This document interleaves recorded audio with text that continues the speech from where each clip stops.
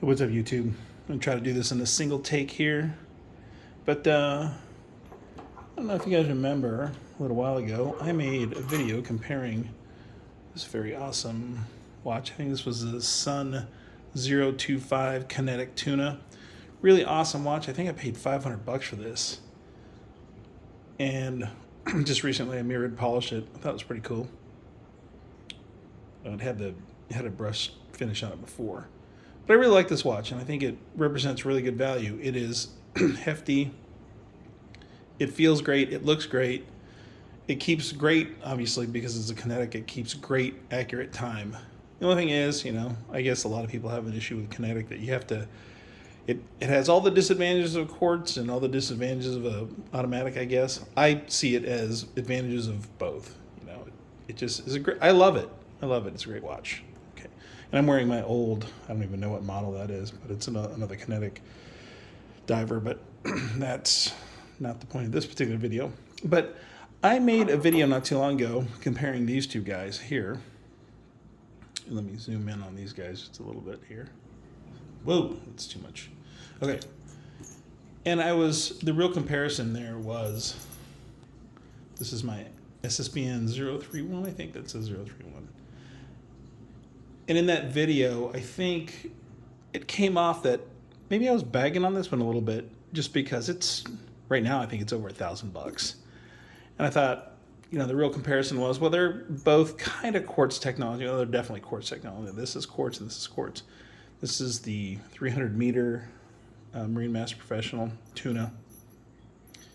And, why spend $1,000 on it? Now, I want to say real quick, I love this watch. I think it's great. But if you look at it in size comparison, this is actually,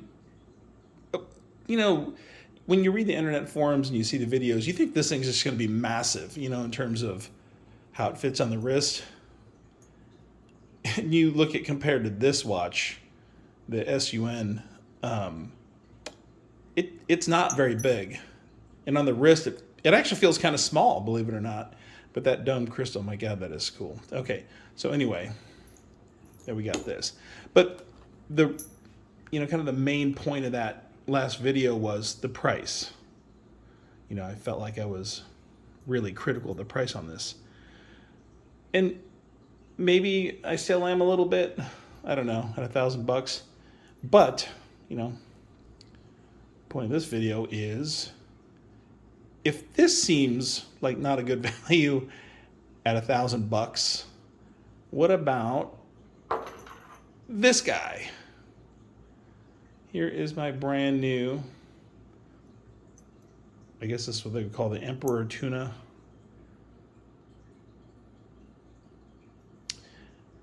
In rose gold.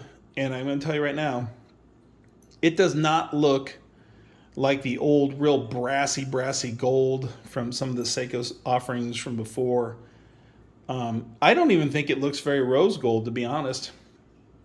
I think it looks very bronzy, copper colored, and it especially looks that way in the sunlight. In the artificial light, it is a little more gold, but it is definitely not what I would consider kind of a gaudy gold.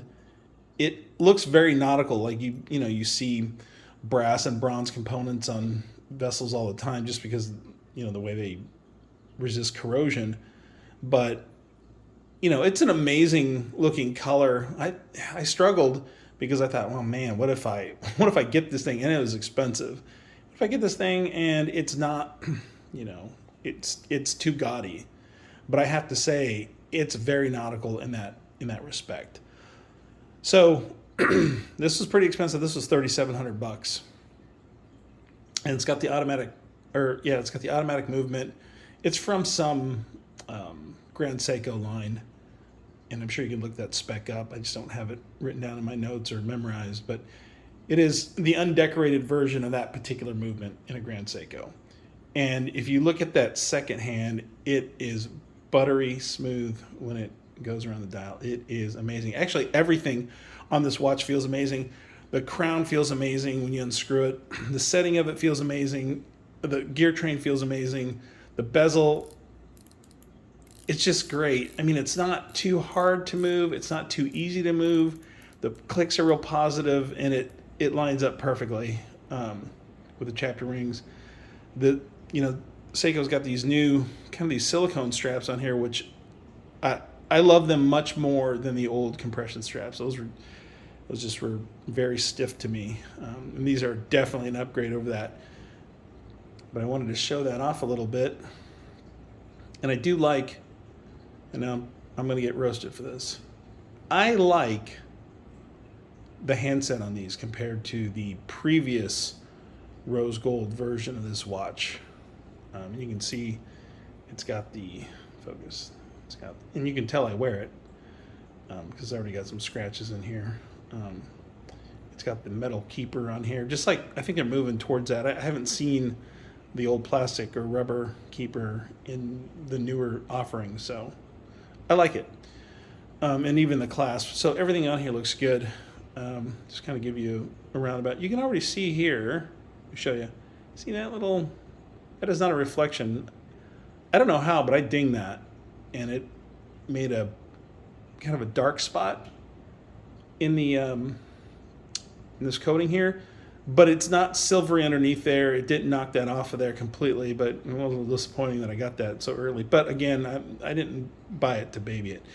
The other thing I wanted to say was this material, this zirconia ceramic, it feels crazy. Like, it's hard to describe. It doesn't feel metallic and it doesn't feel plastic. I mean, it definitely feels, it's got a very unique texture and feel to it that you can definitely tell it's not metal. And I mean, they make body armor out of this, and they also make teeth out of this, so that stuff's pretty tough. So, but anyway, it is the monocoque case, one piece case, and it is crazy. Now, so I thought this watch was going to be big, but if you look at the size comparison on these guys, it is, this one, the Grand Tuna, or the Emperor Tuna on the left, is crazy huge. I mean, even on the thickness of it, my God, if you look at that. This is a much easier watch to wear. I never thought I'd say that about a Tuna, but this watch is definitely the easiest of these three. These, what I would consider the Tunas, and people, this is arguable. People might not consider this a Tuna. I don't really care. It's got the shroud on it, the Tuna shroud on it, so I'm okay with that. But this is lighter, smaller on the wrist, and it just is an easier watch to wear. And this thing it definitely feels like those old time scuba divers that would wear, a depth gauge, or like when somebody jumps out of an airplane, they have an altimeter, a wrist mounted altimeter. It's fairly large. Obviously it's not that big, but it definitely feels huge on the wrist. There's no getting around it. I mean, even compared to this chunk of a watch, it is quite a bit taller on the wrist. So I guess I can give you a wrist shot real quick. Take this bad boy off. I just got that one back running. Put that one over here. Let's put this on. I'll do it off camera because I'm looking through the tripod here. Apologies. And there we go. And I don't have the biggest wrist ever. It's like 7, and it's over 7.25, but not quite 7.5. And you can see how tall that sits. Surprisingly, I haven't been banging that thing around a lot. But really, so the point of this is you've probably seen these watches all over the place. And certainly you can Google them and get kind of what they are. The question comes down, so the whole idea of this particular video, since I beat up on this one about value compared to this one, which was like $500 when I bought it. I think it's a little bit more expensive now, but it's like $500, like under $600 when I bought it. And this one was $1,000. This one is $3,700, and it's great. It's a neat watch. It is definitely an attention getter.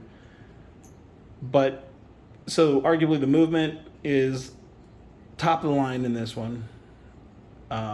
Is it almost 4 times the amount for this? No. By far, there is no empirical way you could say that this watch is almost this is 4 times a watch of this, but in comparative pricing, it is very close to 4 times that. But I guess when you start to really kind of push the boundaries between $1,000, because at $500, you can buy an Arnie, you can buy all kinds of divers in the